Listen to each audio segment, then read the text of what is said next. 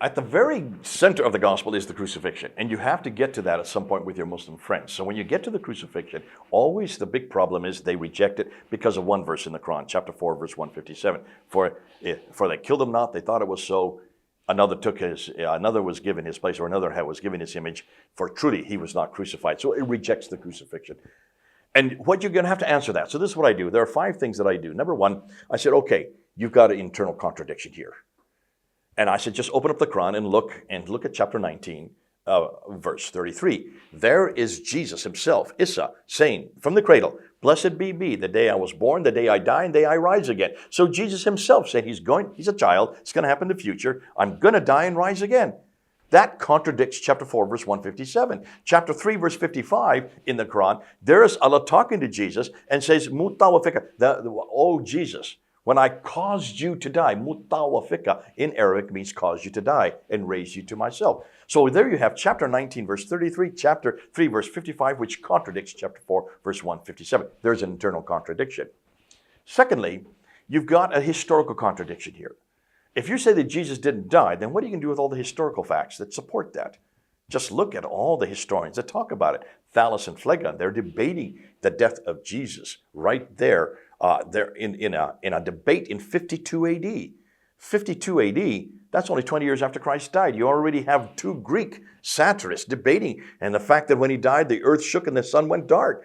Then you have Josephus, who is writing about his death. He was a Jewish historian. He was there in Rome. He talked about the death of Jesus. He talked about the death of his brother James, and he even mentioned that the Christians believe that he rose from the dead. There's the resurrection.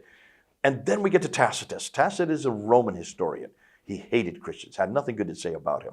And yet, he was very clear that Jesus did die. He not only did that, he said it happened under Pontius Pilate during the reign of Tiberius. That's why we know it's in 33 AD. So here are Greek, Roman, and Jewish historians from the first century who are all talking about the death of Jesus on the cross.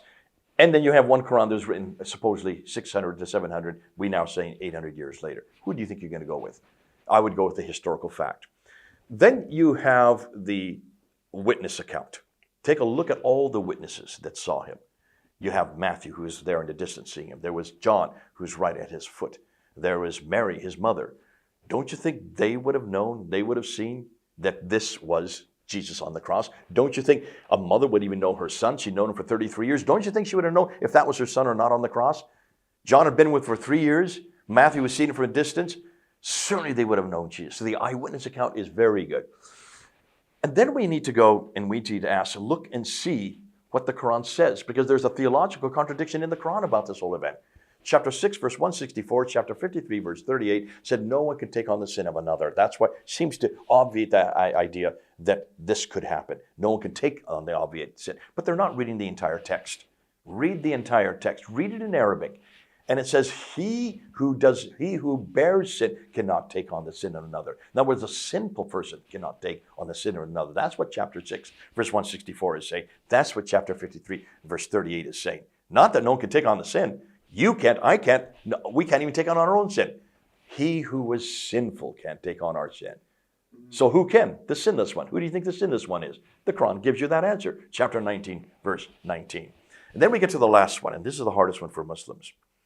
If God is a moral God, as Muslims claim he is, then what was he doing taking the image, putting it on another person, and letting that person die in Jesus' place, as it says in chapter 4, verse 157? If that is the case, what is Jesus or Isa doing 3 days later, going into the upper room, claiming that it was he? A week later, when Thomas denies it, he shows the holes in his hands and his feet and claims that it was he. What kind of prophet lies like that? That's an immoral prophet. I want nothing to do with that, Isa. And what kind of God takes the image, puts it on another man, and doesn't tell anybody for 600 years? That's an immoral God. I want nothing to do with that God. So for those 5 reasons, Muslims are going to have a problem with the crucifixion. It is historical. There is testimony. It did happen. And more than that, even the Quran intimates it and says so. And also, the whole idea of atonement is there in the Quran. The need for crucifixion, the need for atonement is right there in chapter 6 and in chapter 53.